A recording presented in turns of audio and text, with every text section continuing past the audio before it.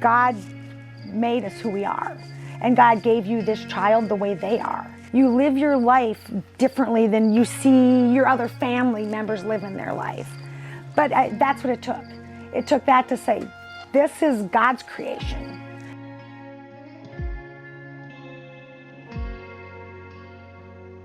Hello, I'm Dave Serrano. I'm Shelley Serrano, and this is our story. Our story, well, Liz got diagnosed with autism when she was 2. It was a roller coaster for many years.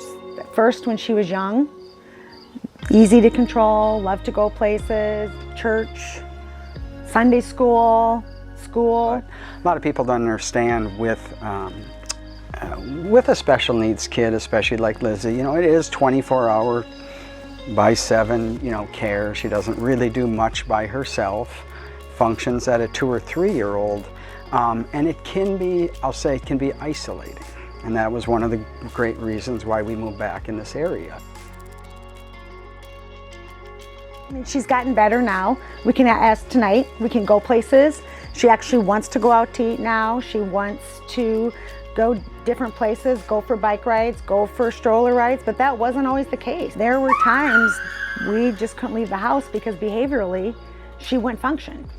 And loud noises are hard for her. Anytime she goes to a new place, a new restaurant, a new set of stairs, she has to learn it. She has to know what that feels like to be in that place. There's times where she normally sleeps maybe 1 night a week through the night, 2 nights a week, and she's up screaming, hitting herself.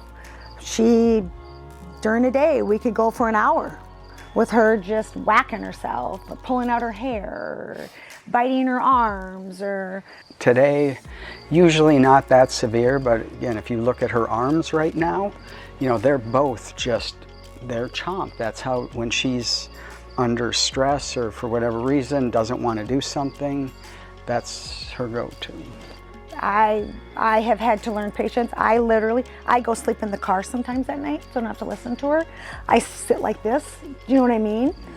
The communities that we're in, they've received Liz very well. You know, the owners around here, the managers, the people, the owner there will give her, you know, this whole root beer for herself. Here, Liz, you know, take this home.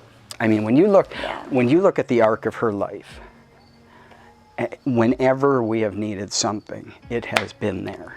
God made us who we are, and God gave you this child the way they are.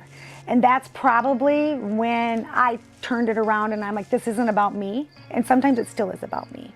But no, because it's hard. It's hard because you live your life differently than you see your other family members living their life. But that's what it took. It took that to say, this is God's creation.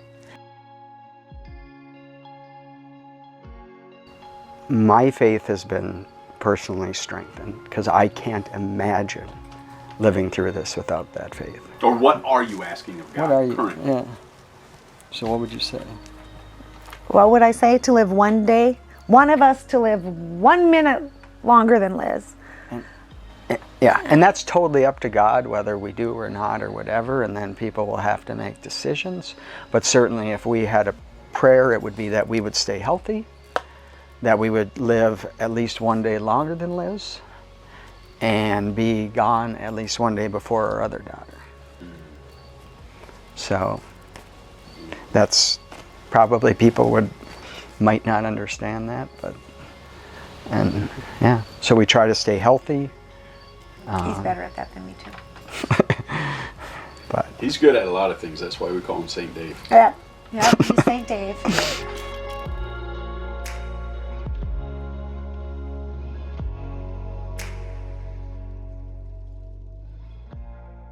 Moving forward, do you know what I mean? And it's being strong and being with her.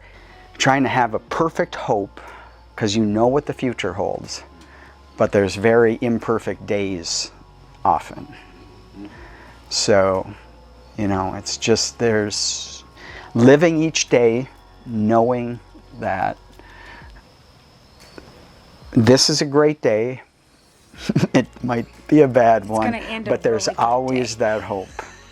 You know that, honestly, that this life, we know it is going to someday fly past us, and there's better days ahead.